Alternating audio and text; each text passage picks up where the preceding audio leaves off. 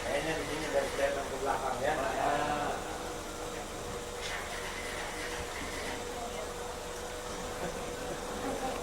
Tes, bismillah. Tapi yang pasti begitulah, rezeki dari Allah itu adalah kalau rumah kita banyak didatangi tamu.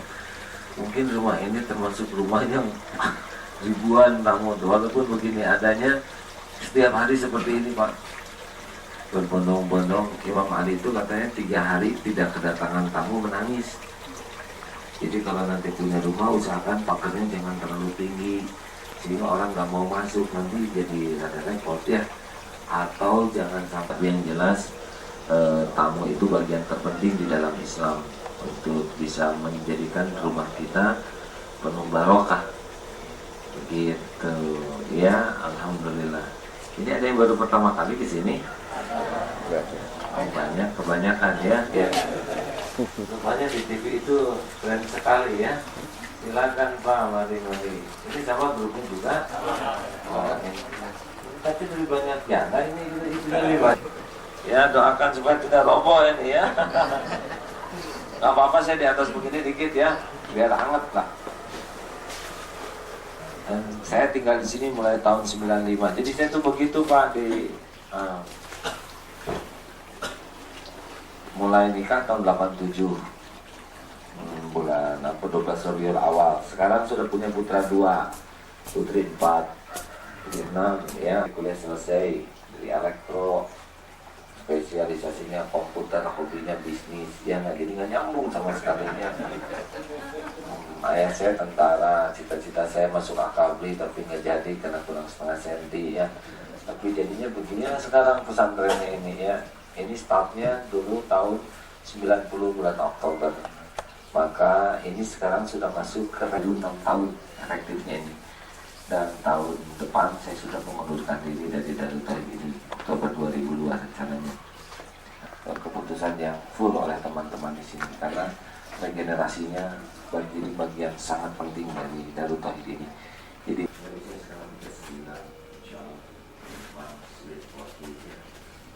ini saya rada tegang karena 40 kemana. Ini saya baru mau mulai gitu hidupku ya. Melihat pemerintah, nggak tahu kalau di sisi Allah seperti apa. Nah sekarang saya sedang berpikir keras tentang kota Bandung ini dengan teman-teman bagaimana. Makanya jam 7 ini harus sudah ada di lapangan itu olahraga Pak. Jadi sekarang pindah base-nya tidak di masjid-masjid tapi base-nya lapang, rencananya itu di pasar, di mana-mana pengajiannya tuh. Jadi bukan yang ngundang saya sekarang makin susah, tapi yang tidak diundang saya datengin gitu Pak. Benar ini. Sekarang tiap hari itu bisa itulah. Udah kan bisa di TV tiap hari Jumat. Ada yang suka nonton TV tidak? Acara di TV itu Pak. Gara-gara TV juga waduh, jadi pusing sekarang ya nggak? Penasaran itu katanya. Udah nonton TV, bring setiap hari itu Pak. Rombongan pengen lihat yang di TV katanya. Kok lucu tapi suka sedih, aneh. Nah begitulah kurang lebih. Ada persis silakan. Ayo, ini rajanya siapa? Itu Pak saya kan rajanya. Kita haji udah overload.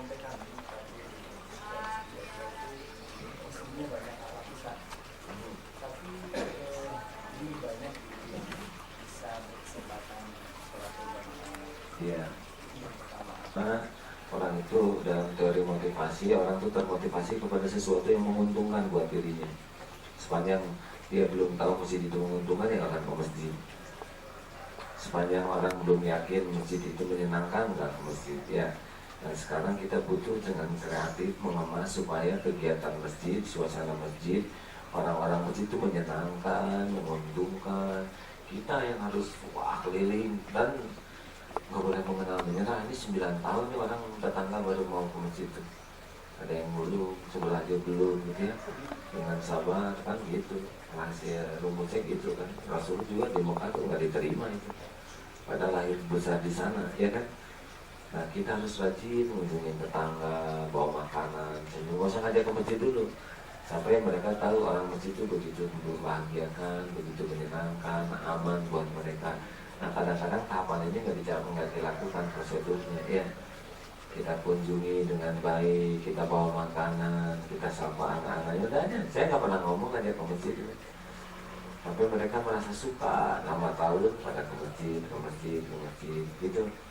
Di samping suasana masjidnya juga harus menyenangkan dalam segala keterbatasan yang ada ya. Acara-acaranya yang welcome gitu. Ya ada hidayah sih, taufik dari Allah senang ke masjid ya. Dan tanggung jawab kita, dan kita yang rajin ke masjid ini bukan berarti lebih mulia. Oh gini ya, baik. Dapat tadi ini no money, no skill, no knowledge. Yang ada cuma tekad. Nggak ada apa-apa. Saya tahun 87 profesi saya tukang koran Pak. Sampai tahun 91 saya masih pejuang pakaian dalam. Benar-benar dari bawah sekali. Tukang amin. Bapak kalau tahu kemarin saya diundang ceramah di pabrik roti. Hormat sekali. Rasanya pernah ketemu dengan di mana ya, dengan Pak Kiai ini ya. Ya jelas saya kan tukang roti di tempat dia dulu ya. Saya kan di sini tukang roti. Kemarin datang dari Cimahi yang nggak ibu-ibu ke sini. Mau bayar apa? Mau bayar dulu. Waktu saya jadi supir angkot ya kan.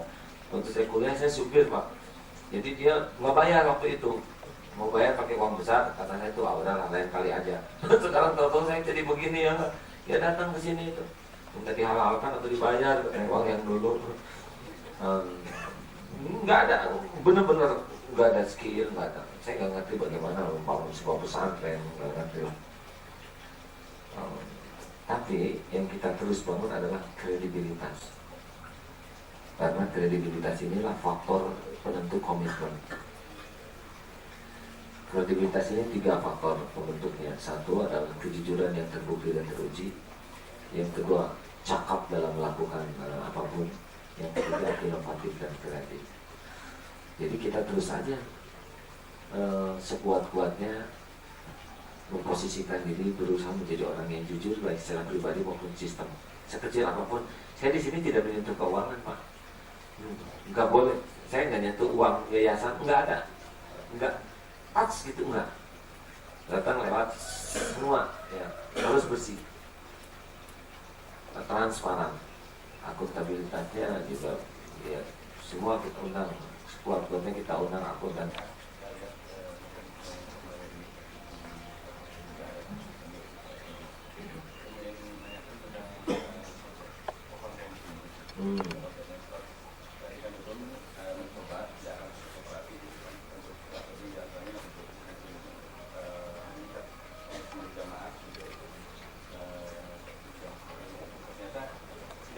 Tidak jalan.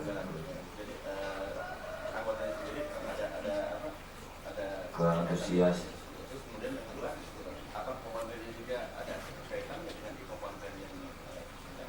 Iya, baik. Jadi di dalam ini lembaga ekonominya Kokontren. Kokontren ini didesainnya tidak boleh besar ini Pak, karena kalau kegedean dia tidak bisa dicontoh oleh yang lain. Jadi dia memang dibuat kecil tapi profesional, supaya yang lain bisa nyontek. Kalau mau besar kita buat perusahaan-perusahaan lain, ya anak-anak perusahaan.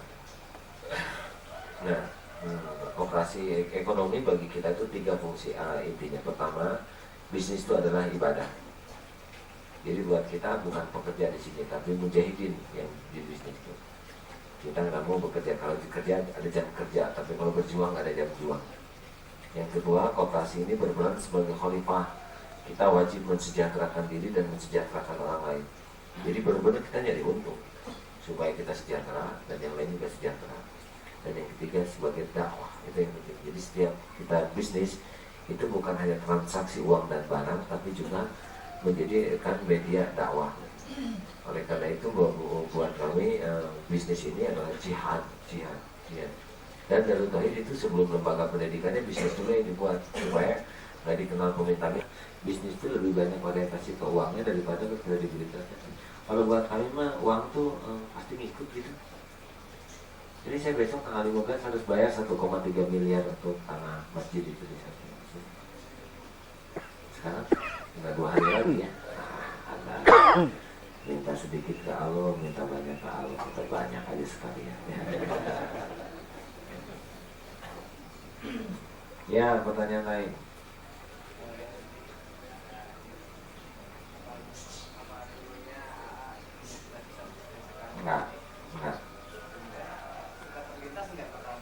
Enggak. Tiap hari baca Quran, tiap saya pemisal. Kalau ibadahnya dekat dengan Allah, insya Allah dia nggak akan mencoreng keras sekali. Tapi kalau udah jelek akhlaknya, udah bahaya. Jadi kalau masalah bikin kesalahan itu biasa. Kemarin saya nanggung hampir 2 miliar gara-gara itu. Kegiatan di sini terutama khususnya yang berkaitan dengan masalah keusahawan, di mana saya semalam sangat menarik bahwa itu ada semacam revolving fund untuk orang-orang kecil di sekitarnya, sehingga ini akan membutuhkan dan akan dimanfaatkan oleh yang lain. Nah, sebetulnya kepedulian inilah yang kami ingin mengembangkan kepedulian kita di sana dengan skop yang terbatas. Nah, ini bagaimana kira-kiranya? Ya, memang intinya walladzina jahadu fina lanahdiyannahum subulana. Dan orang yang bersungguh-sungguh, Allah pun lebih bersungguh-sungguh lagi menunjukkan jalannya. Masalahnya yang punya kesungguhannya ini nggak banyak. Biasanya ini sisa waktu. Nah, bagaimana menyadarkan bahwa dalam sisa umur ini kita sungguh-sungguh, betul tidak? Bahwa kemarin juga di Jakarta ada yang nanya, gimana boleh kan numpuk-numpuk uangnya buat apa? Kita mau punya deposito, dilihat tuh punya ada sih, banyak nambahin, tutup lagi, yang sembunyiin, buka kotak perhiasan banyak, tutup lagi, itu apa-apaan ya nggak? Kan ada orang yang senangnya begitu, lihat tutup kunci, sembunyikan karena takut digarong ya. Kan kita cuma begitu aja, senang ngelihat ya nggak? Nah, kolesterol nggak bisa nambah daging ya nggak? Kemudian sakit gula, terus kita mah kemut aja, walaupun segala ada juga nggak bisa dinikmati. Nah, harusnya kita buat kesadaran bersama, daripada uang kita diem nggak keru-keruan gitu ya, hanya dilihat, ditengokin, lihat nggak, megang nggak, ya kan, lihat catatan bikin lagi yang baru yang lebih banyak ya kan. Nah, kesadaran ini mari kita, misalkan uang diam kita ya, memang tergantung kekuatan iman sih. Nah, iya, makanya di training dulu nih motor-motornya ini. Dan gak usah banyak Pak, karena nanti bergulir. Biar aja seperti bola salju nanti.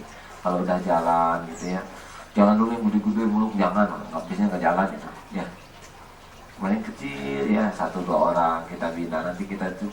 Dan itu semuanya begitu Pak, konsepnya snowball itu Pak.